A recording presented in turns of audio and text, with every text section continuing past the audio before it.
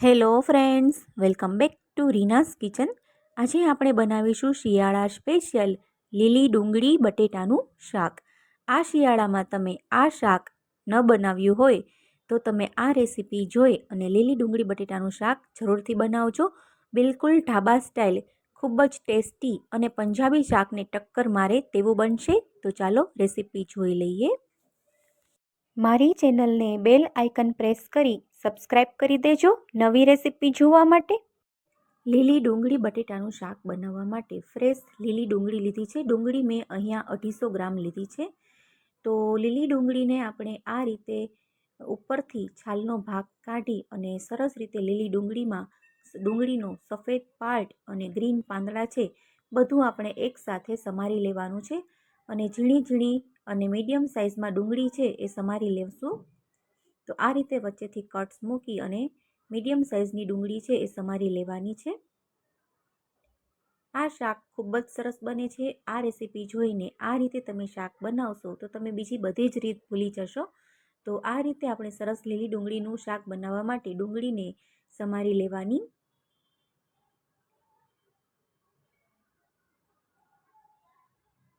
શિયાળામાં લીલી ડુંગળીનું સેવન ખૂબ જ ફાયદાકારક હોય છે.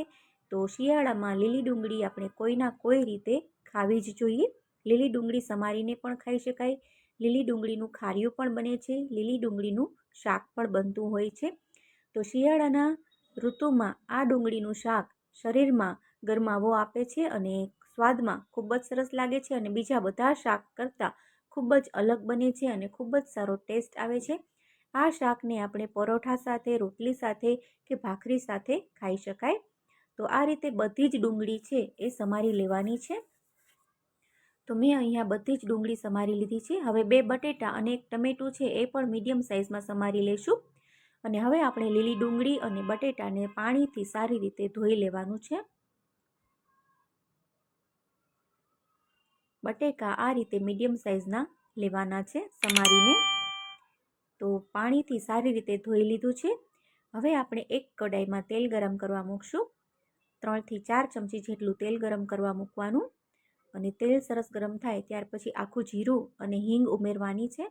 અને આપણે સમારેલા બટેટા છે એ ઉમેરી અને ઢાંકણ તરત ઢાંકી દેવાનું, જેથી કરીને શાકમાં વઘાર સરસ બેસે અને વઘારની ફ્લેવર શાકમાં ખૂબ જ સરસ આવવી જોઈએ. તો શાક વઘારી અને તરત જ ઢાંકી દેવાનું. અને ડુંગળીને 2 થી 3 મિનિટ માટે તેલમાં આ રીતે સોતે કરવાની છે, જેથી કરીને ડુંગળી ઉપર તેલનું એક સરસ લેયર આવી જાય ત્યાં સુધી આપણે સોતે કરવાની. અને હવે આપણે સમારેલું ટમેટું સુધારી અને એ પણ ઉમેરી દેવાનું છે અને એને પણ આપણે 1 મિનિટ માટે સોતે કરશું. ત્યાર પછી આપણે જે સમારેલી બધી જ લીલી ડુંગળી છે એ ઉમેરી દેવાની અને તેલમાં સારી રીતે બધી જ વસ્તુને સરસ મિક્સ કરતું જવાનું છે. અને ગેસની ફ્લેમ સ્લો ટુ મીડિયમ રાખવાની, નહીંતર શાક બળી જશે. તો બધી જ ડુંગળી આ રીતે ઉમેરી દેવાની. અને હવે આપણે મસાલા કરીએ. તો અડધી ચમચી હળદર, 1 ચમચી મીઠું ઉમેરી દેવાનું છે. તો હળદર અને મીઠું ઉમેરીને આ શાકને આપણે 5 થી 10 મિનિટ માટે ચડવા દઈશું. મેં અહીંયા શાકને 8 મિનિટ માટે ચડવા દીધું હતું. જો તમારી ડુંગળી એકદમ ફ્રેશ અને નરમ હોય તો 7 થી 8 મિનિટમાં ચડી જશે. અને ડુંગળી જો તમારી 2-3 દિવસ સુધી પડેલી હોય તો એ ડુંગળીને ચડતા 10 મિનિટનો સમય લાગે.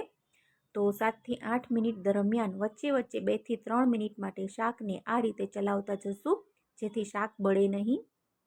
તો ફરી ઢાંકણ ઢાંકી અને આ રીતે શાકને આપણે કૂક કરતું જવાનું છે. અને સ્લો ટુ મીડિયમ ગેસની ફ્લેમ રાખવાની છે અને શાકને આપણે કૂક થવા દેશું. તો તમે જોઈ શકો છો કે ડુંગળી છે એ એકદમ સરસ ચડી ગઈ છે. તો હવે આપણે 1 ટમેટાની પ્યુરી છે એ ઉમેરવાની છે અને સાથે 2 ચમચી ભરી અને લાલ મરચું પાવડર, 1 ચમચી ધાણા જીરું પાવડર ઉમેરવાનું છે. અને બધી જ વસ્તુને એકદમ સારી રીતે મિક્સ કરશું. શાકને પહેલાં હળદર મીઠામાં જ આખું કૂક કરવાનું છે. શાક ચડી જાય પછી આપણે ટામેટા પ્યુરી, લાલ મરચું અને ધાણા જીરું ઉમેરી અને આપણે થોડું પાણી ઉમેરી અને શાકને ફરી 2 થી 3 મિનિટ માટે ચડવા દેશું, જેથી શાકમાં કરેલો રસો છે એકદમ સરસ ઘટ થઈ જશે અને રસો ચડી જાય. તો 2 થી 3 મિનિટ જેવો સમય થવા આવ્યો છે. તમે જોઈ શકો છો કે બટેટા ચડી ગયા છે અને ડુંગળી પણ સરસ ચડી ગઈ છે. આ શાકને બનતા 8થી 10 જ મિનિટ જેવો સમય લાગે છે, વધીને 12 મિનિટ જેવો સમય લાગે છે. તો ડુંગળી અને બટેટાનું શાક બનીને બિલકુલ તૈયાર છે. તમે આ રીતે સૂકી ડુંગળી અને બટેકાનું શાક પણ કરી શકો, એ પણ ખૂબ જ સરસ લાગે છે. તો આ રીતે લીલી ડુંગળી અને બટેકાનું શાક બનીને બિલકુલ તૈયાર છે. તો હવે આપણે ગેસની ફ્લેમ બંધ કરી દઈશું અને શાકને સર્વ કરી લઈએ. તો આ શાક જેવું ટેસ્ટી દેખાય છે, ખાવામાં પણ ખૂબ જ ટેસ્ટી છે. આ શાકમાં તમે ઉપર સેવ અથવા ચવાણું અથવા લીલી ડુંગળી અને મરચાં છે એ સમારી અને ઉમેરી શકો છો અને ગાર્નિશિંગ કરી શકો છો. એ રીતે પણ આ શાકને સર્વ કરી શકાય. તો ફ્રેન્ડ્સ, આજની આ રેસીપી સારી લાગી હોય તો મારી યુટ્યુબ ચેનલ રીનાસ કિચનને બેલ આઇકન પ્રેસ કરી અને સબસ્ક્રાઈબ કરી દેજો નવી રેસીપી જોવા માટે. અને જો તમને કાંઈ પ્રશ્ન હોય તો મને કમેન્ટ સેક્શનમાં જરૂરથી જણાવજો. અને આ રેસીપી જોયા પછી કમેન્ટ્સ જરૂરથી કરજો અને લાઈક પણ જરૂરથી કરી દેજો. અને ચેનલને સબસ્ક્રાઈબ કરવાનું તો ભૂલતા જ નહીં. અને તમારા ફ્રેન્ડ્સ અને ફેમિલીમાં મારી ચેનલને શેર કરી દેજો, તમારા ગ્રુપમાં શેર કરી દેજો, સબસ્ક્રાઈબ કરી દેજો.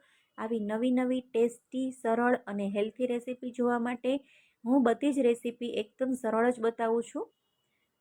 અને ઘરમાં રહેલી વસ્તુનો જ યુઝ કરી અને રેસીપી બનાવવામાં આવતી હોય છે અને ખૂબ જ સરસ, યુનિક અને નવી અને નવા સ્વાદ સાથે બનાવું છું. તો ચેનલને સબસ્ક્રાઈબ કરી દેજો ફ્રેન્ડ્સ.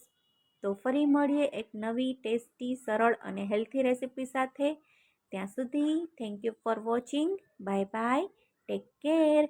અને જો તમે ફેસબુકમાં જોતા હોય તો મારા ફેસબુક પેજને ફોલો કરી દેજો. તો બાય બાય ફ્રેન્ડ્સ.